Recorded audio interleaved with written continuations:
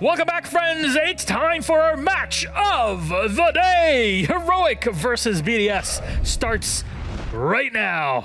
Well, not right now, but in like a few minutes. Wow, very exciting. Skip the desk immediately. Just right now, we're in, gone. We're in. I mean, The viewers would love that. I'm sure. The less they hear of you, the better. Well, on that note, let's have a chat about these two teams. First of all, BDS. BDS. Playday S. Sorry. I've never heard that joke before. You've never heard that joke. Hap's asking for credit because he's sat over there ready to discuss the game. He wants the credit. I'll give him the credit.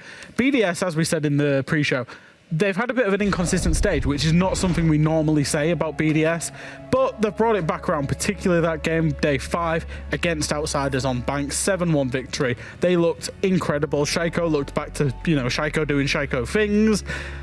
Playday has kind of stepped up. Consistent performances started coming out of the rest of the supporting crew. Joyrider, Rafal and Renshira, who have had quite quiet stages. Both of them usually average about 105 to 110 kind of EPS, that kind of scoreline. So to see them down at 85 and 95 respectively, it's something that they need to pull up individual performance a little bit more, and then I think we're back to the BDS of old. It kind of looked like the BDS of old last Playday. I mean, Shaiko stepped up massively in this individual performance, and they kind of relied on that to a certain degree. You need to have your fraggers fragging, obviously, otherwise there's going to be some sort of issue. But it looked more like they were relaxed in a different way than they have been before, because before they've just looked sad and kind of out of it. And why that is, I couldn't tell you. The only ones that can are they themselves, but hopefully they're back. If anything, the happiness on Heroic's side is a clear difference, night and day, between them and BDS. So what can Heroic offer today, Fabian? We've seen a lot of good things this stage from Heroic, and I think that their attacks especially have been something that I want to highlight, because I think that when you have 58% win attack rate, and you still have a game where you lost 7-2, and you also have a game against G2 where you actually only won two attacks, sorry. When you have that high of a percentage, even though you lost, well, a lot of the attacks, that shows that the other game something has really gone right. And overall as a team, they look coordinated, they look confident, and they are aggressive. Heroic's test actually now comes in these game weeks. So they've played the quote-unquote weaker teams in the league now. They've got BDS today. They've got Outsiders on Monday. The Monday after, they then play LFO. And then to top it off, they play Rogue. So they've got some good momentum going in, but the real test is now. They've got themselves in a great position to get to the major. I believe if they win today, they're basically confirmed for it, like all but confirmed. So a big win today and, set themselves up. But great improvement from them. I've really enjoyed watching them play Siege. Heroic are at 12 points right now. With this win in regulation time, that'll put them in 15. So back to number 1, as of course Rogue overtook them by 1 point at 13. And with that, they'll be, 6 points away from being knocked out. So as of today, Outsiders were able to collect the maximum amount of points. Yeah, it would look very difficult. It's nigh impossible being kicked out of the top 4. Yeah. It would just depend on the next Playday. It's something like 99%. Yeah, the next Playday, a single point will seal the deal. Well, they have choked before at just this place, right? Fair. Oh, it was against BDS as well? Well, look at Was that. the start of that choke. Invitational qualifiers didn't go the way that they wanted to. Yeah. The last stages didn't go as they wanted to. So now it's really up to them. As Jack said, these are the teams now that they're coming up against that we consider the stronger teams. So sure, we speak about them having a really good stage. A lot of those games have been against somewhat weaker teams, and the tests really start now. All right, our map, which one will it be? 9-map pool, 8 are out, 1 is left. And this might play a big part of this. Chalet was where Heroic will take us, as they have the last ban. They remove Villa, and they start off on the defense, as BDS have chosen their starting side as attack. Box standard so far, but is there more to it than just that, Jack? Both teams like this map. I'm not surprised to see it. It's a very kind of mid map for both teams. BDS initially didn't like it when it was first brought back into the pool. Brought it into their map pool, very strong on it. The same with Heroic. I think it's just I call it like a best of 1 battleground Clubhouse the same, Oregon the same. Chalet's kind of fallen into that category, especially with these two teams. And as attackers first here for BDS, they kind of decide which way the map is getting played in attack because they get the last attacker ban, which means that they could kind of throw it up here for Heroic. In what way, I wouldn't be able to tell you. If they have something planned for it, they're definitely going to use it now because these are the games where they need to. Yeah, the ban format is not something we usually get to talk about, but that's something that could play in when two teams are so equal with so much on the line for them. Yeah, obviously, like Fabian said, the attackers get that second attacker ban, which means really you can choose to leave crutch operators open, you know, Thatcher, certain breaches, whatever you choose to kind of leave open, it's your prerogative. Obviously, the defense gets the same with the final defense ban. All right, then that's setting up BDS versus Heroic, our match of the day. Very excited for this one to see how it ends up. When we go to Chalet, it's the beautiful Alps for it. Fresh, Fabian, thank you very much. Let's toss it then to our casters, Hap and Fluke. Enjoy. Thank you very much, Milos. And we find ourselves here going into our game of the day. It's regular Fluke's Big Hat. I was already wondering, he asked me, and I was like, whoa! I got the echo! Wait, I'll go down like this. Yeah, you gotta go down a little bit. You have to go up and say something, say something epic. We are headed into the match of the day! It's going to be Heroic versus BDS. Which team will win? He's the one that you find There you go. at the top of a beanstalk. But like a low-grade bean. Come on. That's such a specific part.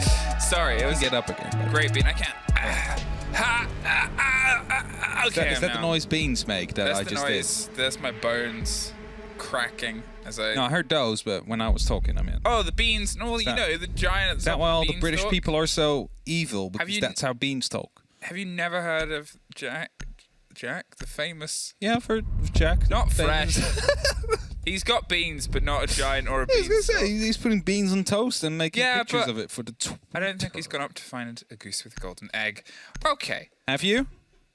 He says no. Heroic Well, versus BDS and Flores is gone. Taken off the board by BDS, who are very big fans of that operator. But to be honest, more and more people are becoming it, especially on a map like Chalet.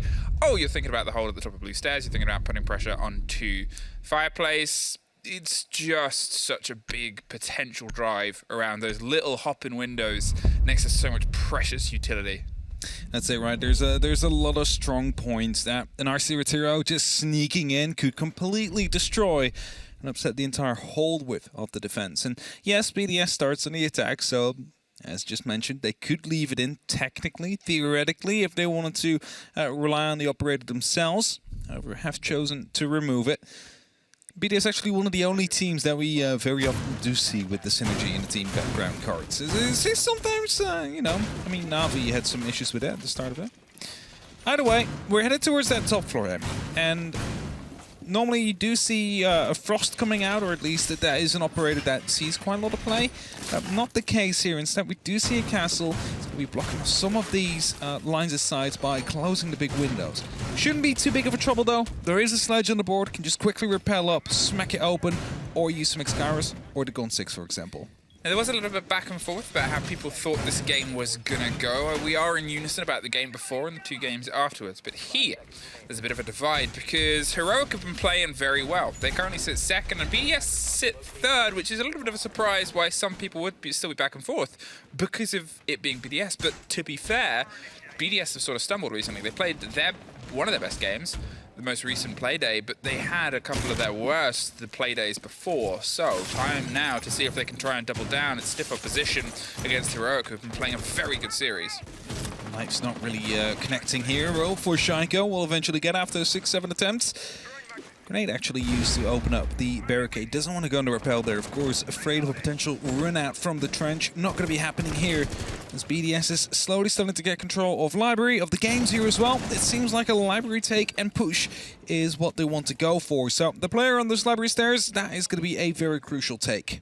Quick bat of pressure here. Ben just got himself stacked up and they've actually pulled away to sort of play against these long angles. Shaiko on that LMG is happy to take that fight all day. And Kogona, well, not. He pulls himself back, gets himself stacked up as more pressure comes over to the side of the balcony. They pop and pre-fire onto the angle and hope they catch somebody, but Heroic aren't overextending as of yet. No, not quite yet. 2 minutes on the clock, and BDS have been given the entire southwest of the building as a bit of a gift here by Heroic, and that means that they can start working on opening up. Still some bouts of worry around on potential flanks to come through, and as brief fires around the wall from Sloth are still present as well, they need to get rid of this player, of that half-wall pressure, and that might be done with a grenade sooner rather than later. Here it is, good utility usage, and they're going to get themselves prepped and ready to go. 1:20, and they're already popping open the angles that they need. There's the first bout, and a bit of a drop there. The drone is caught. They got to pull themselves back. The grenade around the close corners. BDS, they're being a bit relentless right now. They're making sure they have every aspect and angle covered. Shaiko's locked in on Kogona's almost the first victim. Just pulls himself to a bit of safety, but he's a bit of a tricky pick back up. They're going to have to try and put some pressure on the bounce of the grenades around, and it's a pick back up. The shield gets dropped, and that means the swing onto the site itself is going to be a bit easier. Grizzly still below, though. You got to watch out for that flank. He might be coming up at the right timing here. If he will find Playday, that could be detrimental for the round. 45 seconds entry kill for a foul. That's it. And you can see Alems was watching Grizzly, so he's going to pull back, go for a different rotate. In the meantime, Shaiko's watching the site. Uno gets caught out. Ranchiro's waiting for the moment. He can try and put a push now, but they're in a 5 versus 3. And Playday behind the half wall is going to try and stick the plant. A C4 underneath won't quite get the catch because, well, it's closer to the rotate itself. There is at least one from the cover of the window, and a flawless for BDS to open the pace here. Yeah, this is going to be more like the BDS we usually see. And what happened in this round here is they wanted to take the library control, basically got given that. There were Heroic members there, but they quickly rotated out. And after that is just going to be your step-by-step plan, right? You want to open up that wall. Sloth, yes, went a bit aggressive here and there next to that half wall, trying to go for a bit of a spray, but wasn't quite able to connect anything. So they could just simply get the EMP in, go for the X-Carls, the opening is there, and suddenly it is not a safe position to play anymore. You just start locking off the angles one by one, and BDS able to find a success there due to, well, maybe the lack of actual contest coming in from the library side. It was clean. It was so very clean. The approach there was so well put together, and we saw Alems had the watch in the rotation as well. Yeah, of course, he opened it up. They were aware of the fact that a flank could be to come through. Didn't want to use, for example, a Nomad for that task. You know, if you have that man advantage, which they managed to pick up quite quickly, you set someone up that is able to watch it at least at the start of the execute or when the execute is still being set up. So when you can go eventually, you know your back is safe. Now, the pickup of the Frost is going to be something that tries to slow the pace that was applied before. The castle did nothing, so they are instead going to see if they can try and get a little bit width on a slightly different site. In fairness, now with the stretch and the protection, you still got to make sure you have that second story covered and controlled. And, well, it seems like BDS want to go for the same approach. A bit of a quick break there onto a window, and a bit of two-story terror that's coming through the window onto the site itself. And Ranchiro on the far side cutting off that rotation. He just puts a little bit of the fear into Sloth. He pulls himself back, and with that little health, he's probably going to think better of it. Yeah, that's going to be a very dangerous one indeed. And again, we see a similar kind of take coming through, rightfully so, because the verticality is very strong on this side. You're going to be able to dispatch of a lot of the players and their strongholds if you do manage to get that top 4. So Sloth playing here is going to be absolutely crucial. I mean, Gorgona, of course, with that Frost, got tagged up a little bit. They know someone is inside the office now, and that means that pressure will soon start to arise. There's 2 minutes on the clock. There's plenty of time, especially when they use these EMPs to just open up whatever wall they want. There's nothing they have to stop that there. So, yeah, the Thatcher being open is definitely changing things here. Wow, these grenades and bouts of pressure, they're working out and having the conversation of how do we pull this man out whilst also keeping the bits that we want, because to be fair, the land he's in is what we want.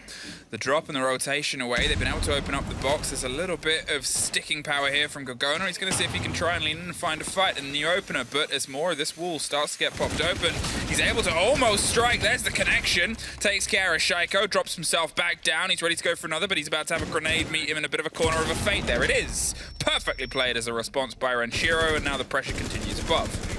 ADS was out of reach there, unable to catch a line of sight onto that ADS, and that means it's a 4-on-4. A minute left, however. Suddenly the time ran quite low. Luckily, you lost Shaiko. It's not a sentence you very often say, so your execute could still happen. You still have the EMPs, you still have some X-Carls, and that means that with this exothermic, you're going to be able to open it up. You just need to find these skills. You just need to find Sloth. He's about to drop down due to the C4 in pocket. He can toss up to stop this plan from happening. That's it. If he's underneath and they don't have the full lockdown, it can be a little bit of a big blow. Renshiro, once again, making sure he gets a statistic back in their favor, but Benja has one of his own, a double kill. And now they're able to, for the first time, hold onto that man advantage and keep it for at least the 5-second window after they get the kill. Playday has a long sight line, but it's about to be pressured from above, and with Sloth underneath with a C4 ready to go as well, he just has to wait for the right call. Uno's a bit of a backline. Benja's still super curious about this rotate. If he times this well, he can bite perfectly, and to be honest, with 15 seconds, it's about as well as it can be timed. The pings come through, the spray onto one, gets the triple. Now it's just a little bit of a drive onto the site. Playday doesn't get too far. Heroic bring it back. They bring it back 1-1, and well played by them there. They had one on side, one above, and one below. So they had everything covered there. The Nitro, if they wanted to go for a close plant. The smoke canisters wasted just enough time for Benja to go up for a bit of a flank through the back of the fireplace there. So well played by Heroic. And as they win that now will be locked, however. Instead of going back to the site they've previously played, or to go for bar, rather towards Wine Cellar, the bottom floor basement site. Now, when it just came out, when Chalet just came back into the competitive map, what do you say? Many moons ago. Many moons ago, yes. I do not know how many. Someone will be able to calculate and let us know. Either way, we didn't really see the bottom floor too much. And back then we said, probably due to the fact it is hard to make an onion out of it, you know. Yep. We keep bringing that one up, or I rather. Love onions. I love the onions. And that means that if you lose the first layer, they are on the side already and they can go for a plant. However, teams have been starting to find ways to play around it, and it revolves a little bit around playing up on that top floor more. You need to have that dining control with this hatch. It is so much valuable pressure because you can stop the trench wall from being utilized to go for a plant. And I like this as well, that shield being placed a little bit further back. Uno on that warden, a smoke plants followed up with flashbangs. Not going to be super successful there. You do need to have some utility in place though to make sure that shield doesn't get destroyed by a Gone 6 or grenade, however. Pressure coming over from the opposite side. They're going to see if they can get control of the main garage and trophy above it. There's a bit of a presence. Gorgona is finding his sort of controlled territory. A little bit under pressure here, maybe sooner than he expected. Playday wants to knock immediately onto the door of the site. He wants to see if he can put some immediate sort of countenance down, and you're looking at the Kaid that might be able to catch it if the Kaid's in a position to pay attention here. They currently aren't too close. And this wall going to get opened outside of an impact trick. Very well brought together there. And Playday, he's going to need a bit of support here. Now, I can put it further down to the right side. That should be able to get it. Maybe it would have been better to actually put it down standing there, so the impact would have to travel even further. It opens up, however, that's going to be a wall. However, further down to the right, so the plant behind the trash cans is going to be a little bit more difficult here. So if they do want to go for that side, if they do want to go for Snowwheel, they might have to dig in a little bit deeper than they might have expected to. Well, now they're opening up the pressure of the hatch above. It's an important bit of vertical, and this is where things get a little bit dicey for the defenders because suddenly you're in a bit of a shooting gallery.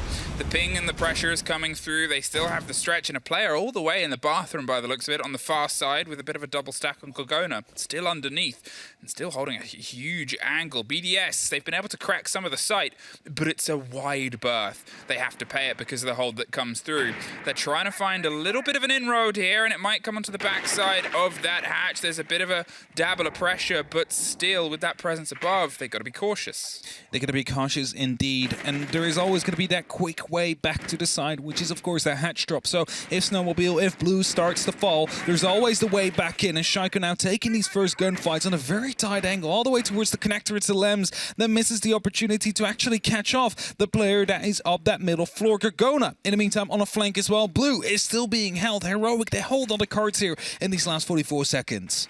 Lems, he's curious and he knows he's got to win this fight. Gorgona gets the door opened for him. Can he strike through it? No, looks the wrong way. Lems gets one, looks for a second to get some revenge for the drop that came beneath them. Renshiro goes down and BDS stack themselves up on the breach. The diffuser goes cold in the snow. It's the second player and almost a second catch for Sloth, but Rafal is a little bit sharper. The Thatcher's on the approach. The pre-fire from Shaiko keeps them a little bit at bay, and they're going to swan their way into the site, but Uno retakes a valuable bit of control. Lems is trying to offer some support, but you can't watch multiple angles at once, unfortunately, and finds himself drive in. Heroic pulled themselves into the lead. Good second round there. Shaiko tried to play off the contact of the shadow. If you might be wondering why he went for that pre-fire a bit bit early. The shadow swung through. The player, not quite yet, gave away his position. As a result, got picked up in the end there after he started firing with the LMG. A 2-1 heroic leads here on the defense, and finally the bar and gaming room will be chosen. Now headed back towards that top floor, towards the bedroom first, and well, I mentioned it before.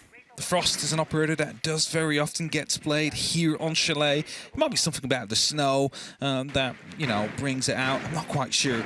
Of course, Yacht being the map where Frost and Buck were introduced. Very snowy map. Very Some snow maybe here. Maybe Frost feels more at home at Chalet. I mean, you know, you play better in environments you're comfortable in. Exactly. So that might be the reason. I don't know. It's, either way. There's many windows where you can place them under. This, however, is quite tricky. If they use an explosive to open up that castle barricade, it will destroy the Frostmat underneath. So I'm not quite sure about the Gone 6, but if it is going to be a breaching charge, for example, that is definitely going to be going through.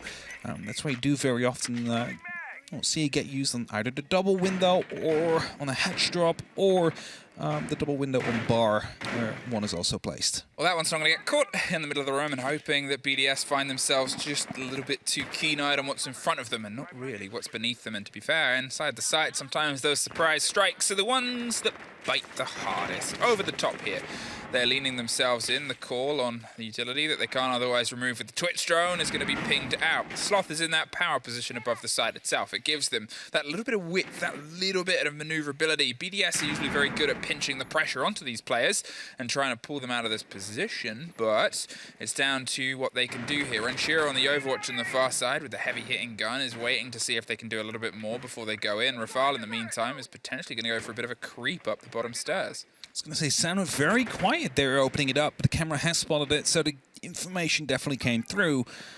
2 minutes on that clock. BDS, they need to find an entry, and where Sloth is playing aggressively near the top of Fireplace to ensure that finds the very first kill. Rafal now coming in from below as well. There's some verticalities he's worried about, and he needs some support from Renshiro to at least make sure no one is currently watching that, and that Sloth will be locked in place. However, a double retake up on that bottom floor. Gagona finds Rafal, and that means the bottom floor has been under control now, but 2 kills come back, and Playday is going for the plant on the side already. Hot hopped in and made their way directly towards the site itself. This is going to connect because they have the cover on the supply line. Heroic! They entirely lost sight of where the kit was, and BDS has said when they try and pinch these executes, my, they are very good at it. A very clean take there. Multifaceted, they lost one body, but using the call and the knowledge that, well, we know one's here and we know that these are here, let's hit the site.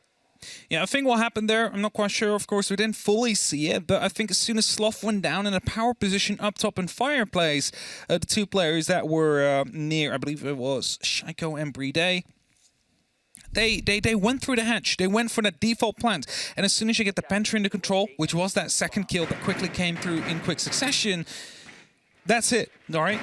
It's either the hatch or the pantry. That's going to be the 2 spots where you can deny that plant from, where Playday tried to go for that action, and, well, both failed. So that means you need to swing aggressively, but the pantry already under control, it is just not going to be working out for you. And thus we head back towards Kitchen Dining. It's the site that they have managed to win before, heroic that is, and are looking to do so again. Remember, back then, a 3v2, 1 up top, 1 below with a C4, and smokes being tossed in from afar to try and waste as much time as possible. BDS either need to be quicker onto the actual site itself, or be a little bit more careful on taking the top floor under full control. So, a different modicum of approach here is what we might start to get a taste of, because BDS, they've learned a couple of games. And the most important game that we talked about with them in their recent playdays is how do they respond when things are going away from them. That ability to keep themselves tuned in was only really the consistent pace we saw on the last playday, after they'd suffered what was an entire reverse sweep. Here, they've taken a bit of a knock, and as I said, their response, that's the important game that we have to keep a metric and a finger on the pulse of to see just how long they can keep this up, and if they can keep that solidity that has arrived them at the destination of often being cited as the most consistent team in EUL. Default cams have already been taken care of. They are knocking at the doors here, but not quite going to be able to put in the dent yet. They need a bit more control, and that's what they're trying to look for. The half-up, that is what they need first. There's an aggressive player, it's Gorgona, that is looking to swing aggressively with their 9mm. That is currently protecting any Mew Jammers out there. There's a quick, way around it. It's going to be the EMP that would be used by Rafale if they want to go for a quick opening here, and indeed it seems, oh no, there is not even going to be a Mew Jammer there. It's just going to be opened up, and the EMP dart from the bulletproof camera is a bit too late, so it's not going to stop anything for now.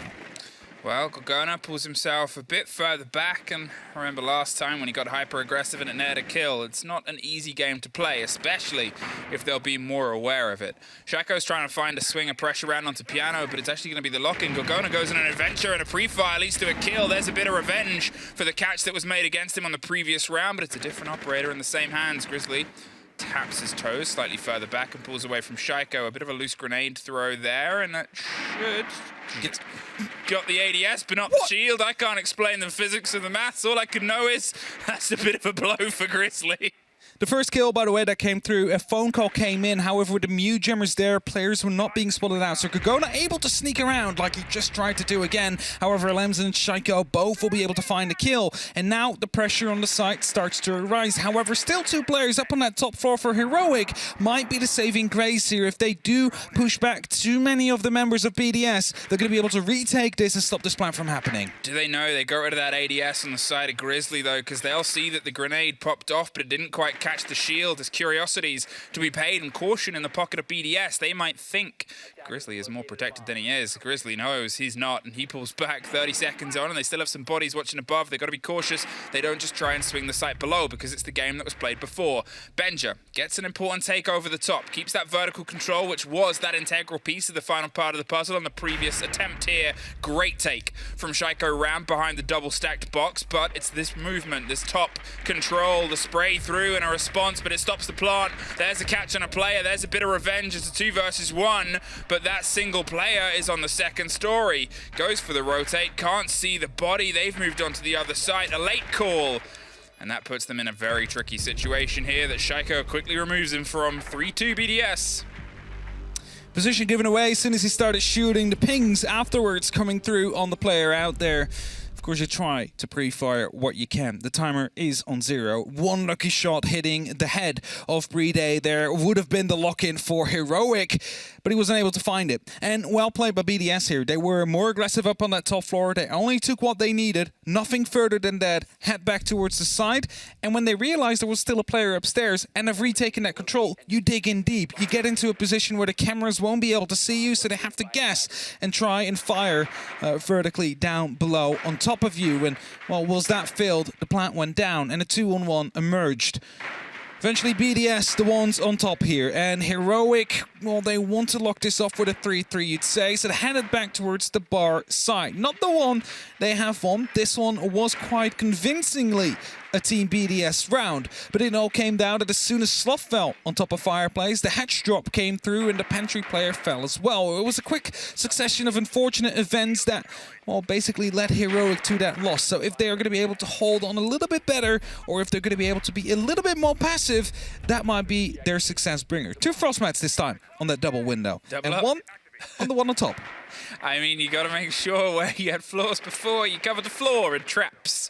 It was a very quick strike from BDS. Obviously, we didn't have it on our screens, but we can run the numbers based on what we know and what we thought they knew, and that was, well, there's less of them on the site than there probably could be, and they instantly bit across that pressure and dug that site in. Good camera from Playday. They actually spotted out Benja, I believe, up on that staircase there. Grenade failed, however, so the cancel barricade will stay open, or closed rather. Not a second one to be used now. They'll come back to that later if they do truly need it. You, of course, want to take out as many as you possibly can, just to take away a little bit of comfort from the defenders with that line of sight being blocked. Sloth, of course, took a lot of damage from that door once. And that's it. And now they're in a position where, well, they punish them from that door. It was the opening kill before, was a rotation caught underneath by Renshiro as well. And you're looking at, as you said, a lot of damage has been done on a previous round to here, but on this site specifically, they're going to have to go for an alternate take, and that's pings below.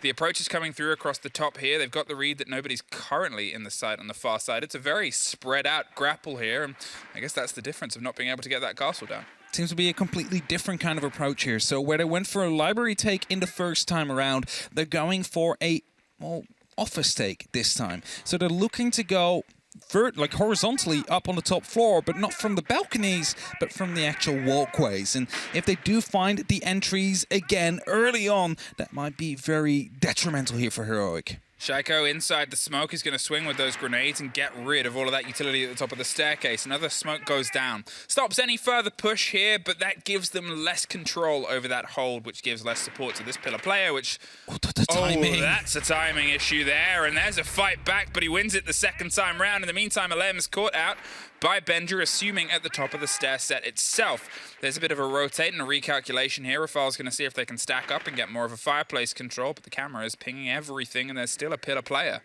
Yeah, there's still going to be that pillar player. They have no utility currently to get rid of it. They need the Gon 6, and Shaiko is the only operator that could carry it. And he takes a little bit of the damage. He does go down, will eventually be traded out, however, and it's a 3-on-3 on site. Now, 1 still in the library, 2 on the actual bomb site itself, and that is what BDS is currently dealing with. Now, the question is, do you want to get rid of Gorgona first? You only have 30 seconds, so you quickly need to go for drops afterwards, or you're going straight towards the site. Well, Gorgona gets one, and now it's a little bit of a dangerous drive. There's at least a response and a revenge. They solidify the kill, but take a huge amount of damage during the engagement. It just takes a spray to catch them, and you're looking at 10 seconds. The drop comes down. They're flashing out every angle which way, but there's an easy catch from Benja. Uno locks the off, and 3-2-3, which in a lot of people's Chalet books is a pretty good half for Heroic. It's a pretty good half indeed, and the ankle holes there working out in the end on that bomb side. They knew a hatch drop had to come through. There's 2 hatches,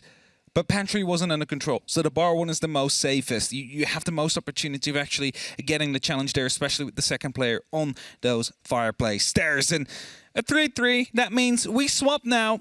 Round 6 has gone, round 7 is underway, and BDS is on the defense. First site they go to, it's going to be the kitchen dining, the most successful site we've seen so far today, as it has both times played.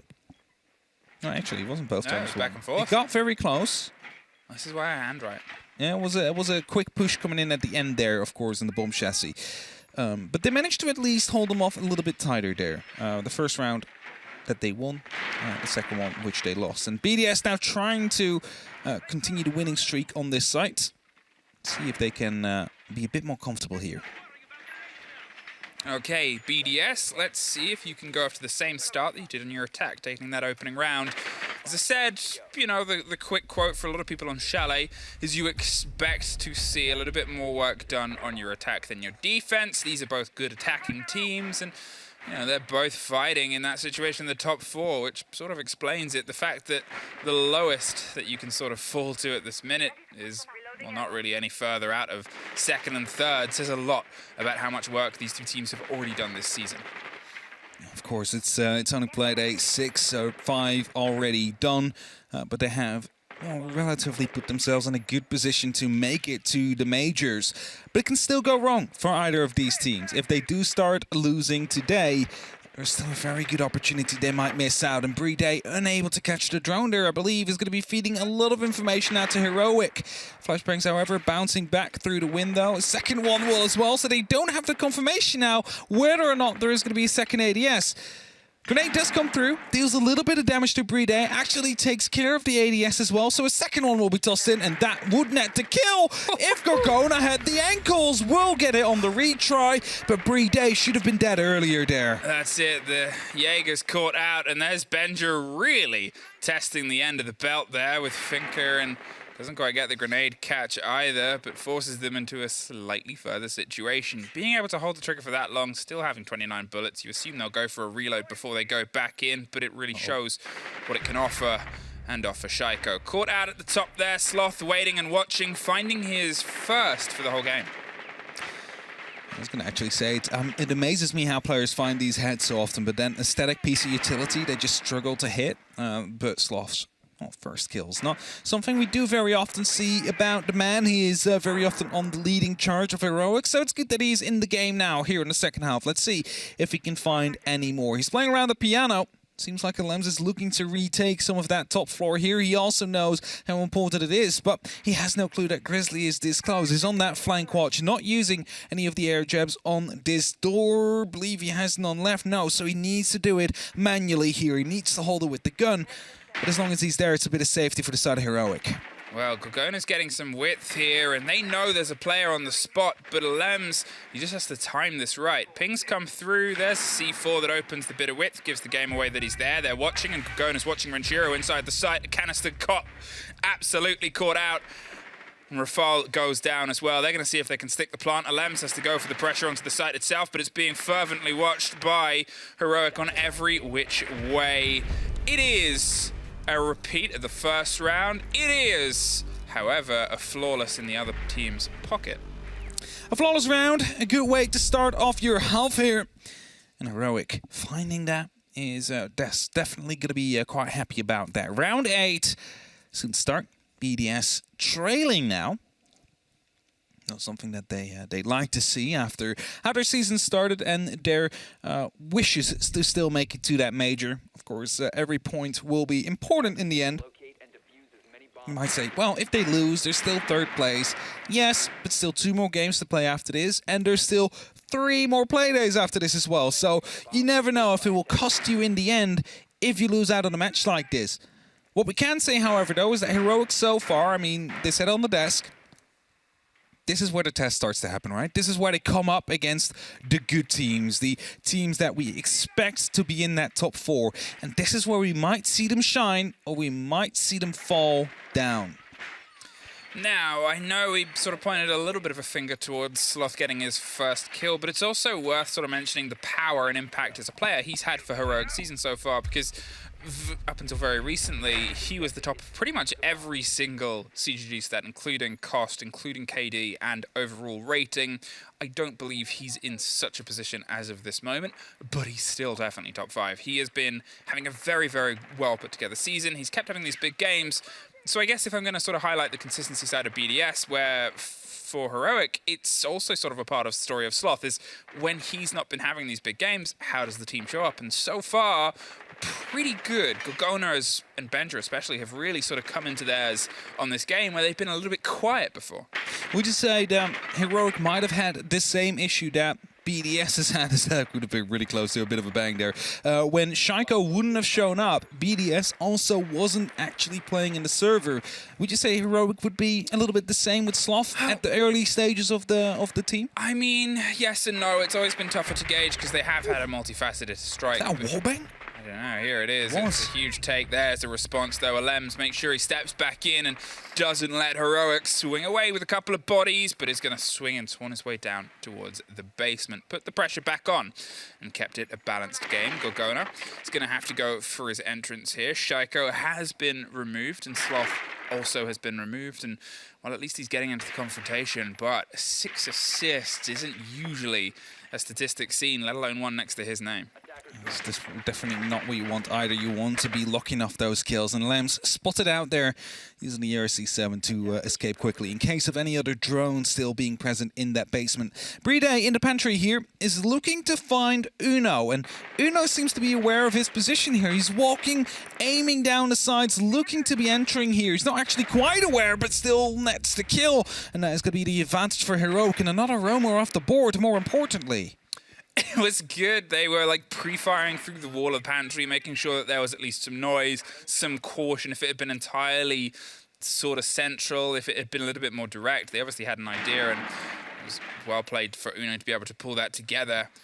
Here, though, Renshiro is going to see if he can try and bite back. There's been a bit of time passed, and Benja with the grenade is going to try and take over some of this vertical control. But 40 seconds, and they still need to do a bit of the business and work here. We've seen how important this verticality can be and almost has been for 2 of the round takes. Rafal, with these smokes, is able to block out this immediate entrance, stops Uno, who's rotated his way around and is ready to try and offer some support to run the kit in. Benja wants to try and pinch out Alems, who's still holding that power position above, and as long as he's there, there needs to be something Heroic do. 15 seconds, they're on the door, they're stacked up, they're waiting to go for it, they've gone for the plant, the smoke's in the wrong place, and they're backed, he's not paying attention, he's to your right, and there he is! post-plant situation, and that's a huge blow there. Gorgona gets one back. It's a 3 versus 2 now, and, well, Benja has the lockdown on Alems above Renshiro. He's got to try and go for a vertical retake there. A huge missed moment. It's been punished massively by Heroic. A very clever plant spot, a very clever smoke, and now they're keeping themselves at very clever distances. The spray through the ankle holds does pretty much everything but the end to Gorgona. There's the catch. There's one. There's a second on the far side of the story, and there's one behind the pillar, and the fireplace itself pulls the pin. And is going to hold on, waits for the swing round, doesn't get the second. Heroic take it. Really well played by Heroic there. They realized, okay, there is that top floor control. 2 players were up top up until 40 seconds. That's when the rotate started to come through. And you have that angle that is being watched from above. You use that smoke, you go for a ninja plant. You manage to get that diffuser down. And he saw he was just looking at the breach. He's like, they're not coming. The smoke's still there. They're not coming. Nothing is happening. Still not there. Diffuser has been planted. And it's like, what? Wait, you saw him walking around. Like, where did they go? Where did they come in from? And the plant goes down, and the post plant is there. And you still have a member up top who instantly gets traded afterwards. And, well, BDS calling that tactical timeout now, trying their best to get back into that game because it's starting to slip away from their sides. It's that risk. It's that huge moment where you sort of go, well, where was the breakdown? Because Alems was calling that canister and that breach was empty. Okay, was someone else watching the split? Because they would know that a smoke canister has popped off. They would know that the attackers have a bit of presence onto that door. They were just unknown that somebody had been able to have the sort of wherewithal to throw themselves into it and get the stick itself. A huge missed moment there for BDS. You're so tunnel visioned on that breach. You think that it's like the attacker's going to be coming down from that breach. And you're going to be watching that, and that is what you're looking at. And we know how close some of these players are to their monitors every now and then. Just to hyper focus on your peripheral, not peripheral, on that center of your screen there. And it might have been that he could have seen him, but he just snuck by. It would have been a pixel or two that changed color, and well, not realized it in the end there. Not seeing that someone actually went into that smoke and gone for the plant. And that might be. We do, yes. No, Des is desperately trying to get our best poses here whilst we're casting. I'm gonna see. It's gonna be. Oh, there we go. It's gonna be giving you some previews there. God, I'm glad I'm a comedy character. I'll say that much. Either way, we're headed towards the bar again. BDS unable to find a defensive round here as of yet. And Heroic only needing 2 more to, yet again, beat one of the favorites for the European League here today. The question is, will they? Are they going to be able to pick up 3 points? That would be very good for their major run. Well, they've got now at least an ADS to be able to take off there at the top of the stairs. They're currently looking at still a huge amount that's going to be paid as utilities sort of word of mouth towards the top with the Wamai, with the control, and with obviously, no longer Alems. I was about to say, with obviously them growing in power the longer a round goes on alongside the Wamai, I guess the way to pull them out is pull them out early in the round. Well, quickly, Bulletproof has been taken care of there by Sloth. They're trying to get as much utility out of the way as quickly as they can, whilst they are starting to work towards that side. It is, of course, in the bar. The library is going to be that hot contestation point, and as the pressure comes down from the top of the fireplace stairs and doors, Rafat is fully blinded with the grenade just barely landing short there. He will survive, at least for now. The drone will confirm he's still in that corner. Benja, in the meantime, is trying to dig in sneakily and deep as well. Is giving himself a bit of a ping for a brief fire, but the player is long gone there. Playday well aware of someone there now. Yeah, the reveal of the mudroom, but it's not really a position that you can sort of apply amount of pressure to unless you have a smoke in a situation or a long arm C4, especially with the door softed. You're not going to be able to do much apart from, unfortunately, go for a recheck. But at this point, Ben just realized that he's sort of in the same boat. Sure, he can sit and wait for a while and see what he can do later on, but there's more pressure that needs to be done. Let's push this man advantage. We have this grenades, we have this utility, and now we have the top of blue stairs. Camera's gone, they can start angling themselves down. They've been able to pull off plants with little to less before, and here they've got this 50-second mark as they try and swing round. There's one near the B-bomb side door towards the hallway and the library stairs. We have one in pantry. Those are the 2 crucial players. If Heroic manage to find those, a plant can start to happen. And with Grizzly sneaking down, he might find himself a sneak away into the actual bar here to get the kills in. Rafal, though, he's holding off. The ping and the call has obviously come through. He's more than ready to swing his way up. There's a bit of blind, there's a bit of pressure, and there's Rafal with the smoke. He can't quite see it. The spray goes down. The player does too, and there's a quick bit of revenge. Rafal, are you going to go for the pickup here? You have a second and a moment, but every second's a risk. Instead, fires up. Shaiko finds one of his own. A long bounce of a grenade goes the wrong way, and the Chaos Uno can't get the connection. They're all dancing around a down man, but BDS is the ones who go to the ball. It was a very painful round to watch there. 2 or 3 times we saw someone trying to go for the pickup, but every single time they do, the fight is on the side. And logically so, there was only a couple of seconds left there. They needed to go for the pushes and unable to stick them in the end. Heroic lose their first round here on this half. And BDS, they bring it up to 5-4. We're staying quite close here. We're starting to trade these rounds back and forth. Kitchen Dining coming up next. BDS looking to find the 5-5, the equalizer here. And remember the last time around, the smoke plants came through. What do they bring this time to counter that? Look at that. You have a Maestro, you have an Echo. Both of them have that thermal vision. Both of them are going to be able to look through the smoke in such situations. So even if those players are down, even if Rafal is dead, Elems is dead, the cameras might still be up. The cameras might be still able to give away that information. So the player up top doesn't need to keep on watching that breach.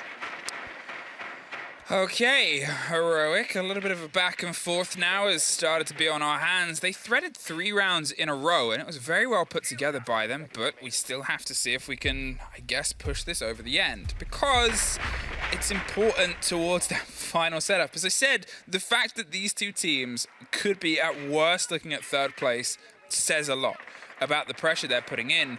But imagine ending it in 1st, and that's the conversation that you have to frame this around, and then it becomes, these are our biggest rivals, and once again, they're able to get this opener, but this time, through the drone hole? Even earlier. That's true, the drone hole there. That's a very early kill, and there's a couple of drone holes in Siege that are dangerous. Think of the bathroom inside the coastline, for example. That one often nets some kills as well next to the service entrance. And this one was able to find one as Benja goes more aggressive. He's going to be able to do quite a bit of damage to Shiro. Heals himself back up, but BDS definitely under big pressure here early on in the round. Well, Gogona's got himself underneath. He's going to look and see if he can try and make a connection, as once again, Heroic are going for this multi-story pinch. They're trying to apply the pressure and the catch, and that's the important part about Chalet. All them windows are perfect for wrapping your hands around routes and rotations. Oh, there's a ping, there's a call, and there's a Benja going for a rotation onto the far side. Once again, it's this game of catch and cat and mouse, and, well, there's Shaiko under a huge amount of pressure, backed into a corner, and all he's going to do is try and fire straight, but Sloth, he finds a second. Same site, same place as he got his one only other kill this game so far, and last time it led to a success. And this one might be a very important one as well. Taking out Shaiko, the roamer up top. They backed him into a corner like a true shepherd with that drone, and were able to, well, lock him in there and eventually take him out. There's 3 members left on the side of BDS, and they have no verticality. And the verticality has been the decisive factor in the 1 round here on the fence. And they're missing it out now, and Gorgona starting to open up above. With this buck, could spell some big trouble. 70 seconds left. The Echo still alive. The Evil Eyes might still be placed as well. So there is still, well, opportunity for denial. But with this time running out slowly, they need to find these entrances on the side of BDS. They need to find kills on Heroic members. Sloth has been able to drive them off the site from the opposite side. They're all in the corridor, and Playday gets a huge kill back. As you said, with Elems still on the board, there's always this risk and chance, but they're going to see if they can stick it on the far side. Uno behind the chassis is going to put head to the floor and go for a little bit more, and, well, there's Gorgona and Benja instead getting it for Heroic. You're all playing in the same hallway there. What do you expect to happen? Like, it is an LMG against you. That is just gonna like, what do you expect to happen? There's an LMG on one side. You're all 3 in a single doorway. It's a very tight angle. That's just going to be a mouse 1 button there for Benja for the remainder of the round, and no one is going to be able to go through. Well played by Heroic there. They found themselves in the right position, shepherding that round. First of all, Shaiko back into that corner towards the half wall. No way out there. After that, shepherding the players off the side into that single hallway. You just attack from trophy. You take the kitchen. You take the half wall. You look in that single door. There is no way back in. That is it. You haven't opened up anything heartbreach-wise for them to use. And you lock off the round. And now we're headed back towards that basement. this is the last opportunity for BDS. They need to get a win here now so they can start rotating again, start bringing it back towards the 6-6. It's only 2 rounds away, and this is one of them. The most important one. Up until round 12, then that one becomes the most important one. Yeah, that is an important round. But that's it right now. Every round is the most important one up until the next one comes through. And BDS, they need to make sure they do not have any of these sloppy entry deaths. I mean, losing your Maestro that early on through the drone hole. I mean, don't go there again. Renshiro, you just lost someone there. This time he lives, but it could have just as well been another kill to come through. Well, here's a quick idea of what they want to do. The drone will reveal that there's a Kaid just on the other side. And, yep, too late. The bait of the drone. Well played there, Heroic. They get themselves in and open. And to be honest, it's food for thought. You don't directly have to drive your way through it, but opening it does more than enough to have to limit the limitations of BDS's holds. I mean, it was a lose-lose either way, right? Would he have placed the Electroclaw? The Twitch drone would have zapped it. If he shot the Twitch drone, the Exothermic would have gone off. So it would have gone off either way. As Gogona gets a kill onto Renshiro. It's yet again an opening here for Heroic. Are they going to lock it off now? It does seem like it is a good opportunity, especially with the second kill to come through. I think Renshiro went for a hop out there. We had a split second of you're a man outside and not for very long. And this is that game. Heroic have always been aware of these aggressive plays, apart from that one, apparently. Shaiko ducked under the line of fire of Benja, gets rid of him, and the breach happens over onto the side of Red now. Both big major openings have been made, and they still have so much time. They can drop the diffuser, go for a rotate, and reposition to the heart's content. They still have the man advantage, and they've been able to remove a couple of big players.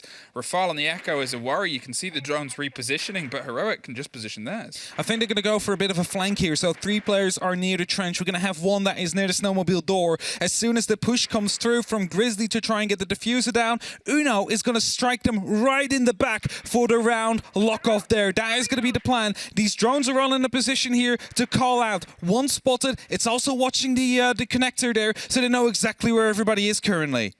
Well, here it is. 3, 2, 1, go is going to be the break. That grenade does the damage. They go for the swing round onto the first. Playday instantly locks it off, and Shaiko with the split, and Shaiko with a trip. He's able to get himself on the side there. Uno snuck in, but at that point, the welcoming party on the other side that opened up the horse found the men inside and said, no, thank you, keep it off of our sight.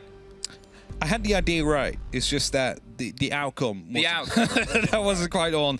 That got locked in there. They had the man advantage. Just the Banshee destroying it all for them there. That Banshee slowed them down just enough for these kills to come in for the side of BDS. And as they tried to go for a bit of a distraction move, they weren't even able to dig in deep and go for a defuse in the end. With a tactical timeout now being called from Heroic. It is, of course, due to the fact that it's 6-5. It's their only match point left. BDS could bring it to overtime after this. There's no better time to use it than now. You already secured that 1 point. You want to get the full 2, not the 1 extra.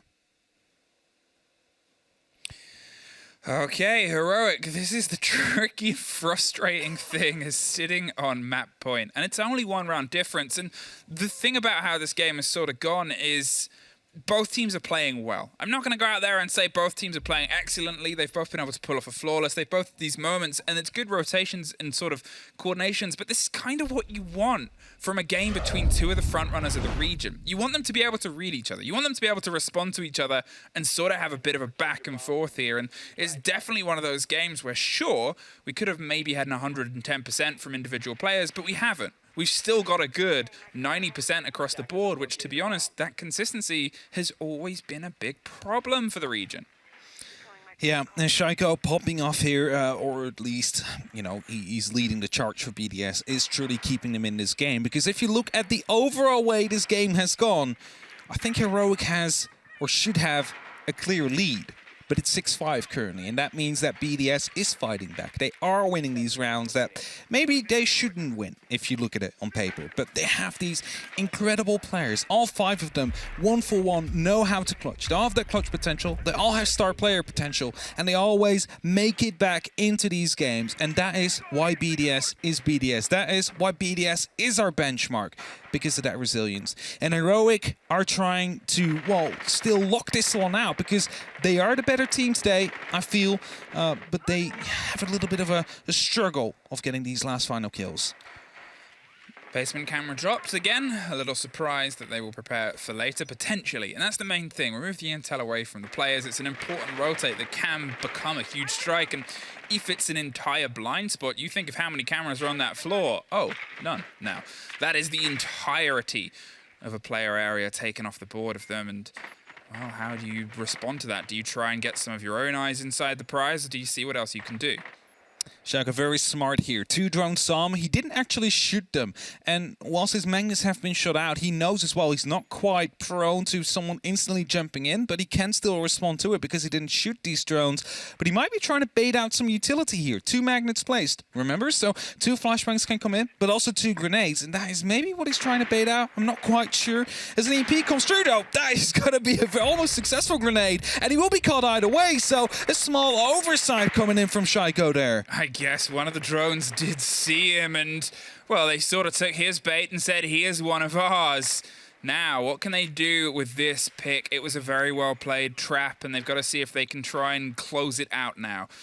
4 more players and another story to break their way through. They're looking at the control here over the top floor. Rafal and Renshiro are still in those 2 power positions. The removal of Shaiko doesn't actually change the structure of what this hold is. There's still a lot of work to be done. The spray over the top and a bit of a response from Rafal, but the grenade sort of says goodbye. And, well, there's an intense removal of 5 versus 2. And suddenly they're finding themselves slipping further away. Alems, he's trying to find his way back round to the site as Benj is holding off above. Gorgona wants to go for the swing. The single player on Pantry could be a big part. Iruno's hoping that he goes for the swing on the other side, but he needs to wait for another person to offer him some support. Alems, he's waiting. He's holding onto this angle, but he just pulls off at that final second, expecting a take from the stairs itself. It's Playday caught on the drone. They know he's there, so he moves elsewhere. Close on the wall there, close on the door. Uno, do you know how close he is? Could take the hop, but nobody likes to fight and shoot when they're going over a small ledge. It's got to be the time. There's the catch, the bait on the play there. Hopped over. Alems is still locked out on the other side. He's got a pretty impossible task ahead of him, but at least catches the first. They know exactly where he is and prove it. Heroic. They're able to lock it off with a pretty stellar performance and a side from Sloth, but you can't win them all, so at least the rest of your team can. The fireworks, actually, no, it's not the fireworks, it's the bucket lead animation. Sounds like fireworks coming through there, but well played by Heroic. And just to break down that last round, Shaiko saw the drones, didn't fire on them, all magnets placed towards the library side.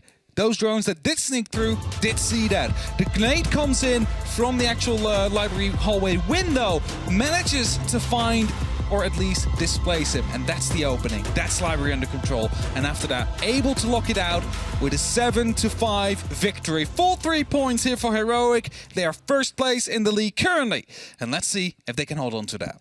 And let's also see what they have to say on the desk. It's over there, but first, a quick break. See you soon.